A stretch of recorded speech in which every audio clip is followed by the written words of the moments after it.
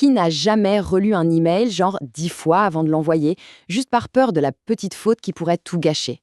Eh bien, aujourd'hui, on va parler de l'outil qui promet de nous débarrasser de cette angoisse une bonne fois pour toutes. Grammarly. On va décortiquer ensemble comment cet assistant peut littéralement transformer notre façon d'écrire.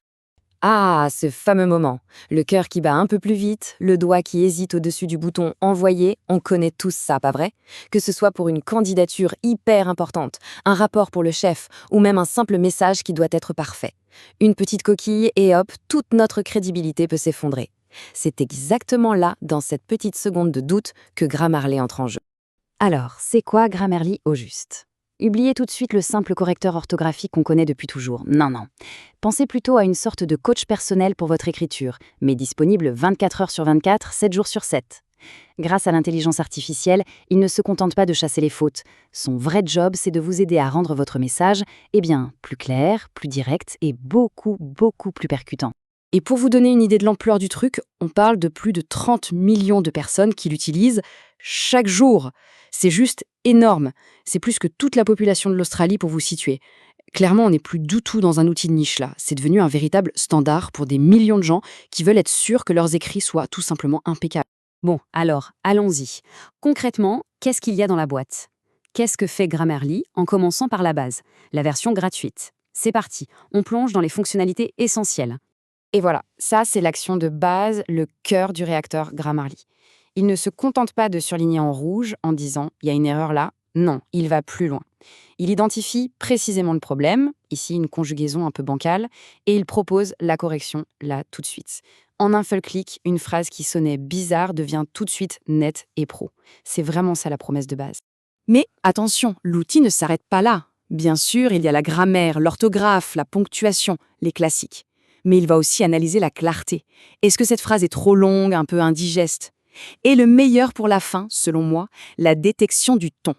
Imaginez un peu, on écrit un email à un client, et là, Grammarly alerte « Attention, le ton est peut-être un peu trop direct, un peu sec. » Et il peut même suggérer des formulations plus chaleureuses. Franchement, ça change la donne.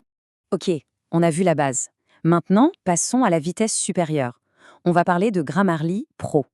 Pour faire simple, si la version gratuite, c'est un très bon correcteur, la version Pro, c'est carrément comme avoir un éditeur professionnel qui regarde par-dessus notre épaule. Et là, la différence, elle est flagrante. Avec la version Pro, on débloque des outils vraiment puissants. On a le détecteur de plagiat, hyper important pour les étudiants ou les créateurs de contenu, par exemple. On a des suggestions de style beaucoup plus poussées pour que le texte soit plus fluide. Et surtout, le gros morceau, l'IA générative. Ses capacités sont décuplées. On passe de 100 à 1000 prompts par mois, c'est 10 fois plus. Arrêtons-nous juste un instant sur ce détecteur de plagiat. Ce n'est vraiment pas un gadget. Pour n'importe quel étudiant ou un professionnel qui rédige des articles, des rapports, c'est une véritable sécurité. L'outil va scanner des milliards de pages web pour s'assurer que le texte est bien original. C'est une question d'intégrité et une sacrée tranquillité d'esprit. Et cette fameuse IA générative, alors, là, on change de dimension. On ne parle plus seulement de corriger, on parle de créer. C'est un vrai partenaire. On est face à la page blanche, hop, il peut nous aider à démarrer, à brainstormer. Une phrase semble lourde, il propose plusieurs reformulations. On a un long texte à lire et pas le temps, il en fait un résumé en quelques secondes. C'est juste un gain de temps et d'efficacité absolument dingue.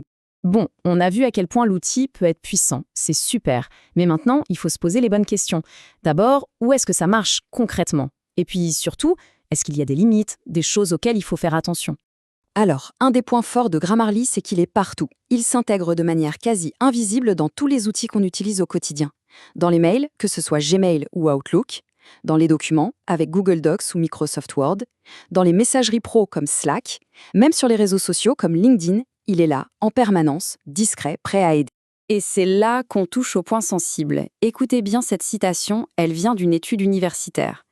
Je compte trop sur Grammarly pour corriger mes erreurs et j'ai peur de ne pas en tirer de leçons. Tout est dit, c'est le revers de la médaille. Cette aide constante, si pratique soit-elle, soulève une question hyper importante. Si la machine fait tout le travail, est-ce qu'on apprend encore quelque chose? Et la recherche académique est assez claire là-dessus. Le grand risque, c'est la dépendance.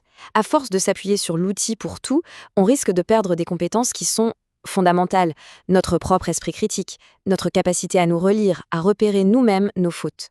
L'outil, qui était un super assistant, peut alors se transformer doucement en une béquille. En fait, tout le débat est là dans cette tension. D'un côté, on a un assistant d'écriture qui peut vraiment améliorer la productivité et même aider à apprendre.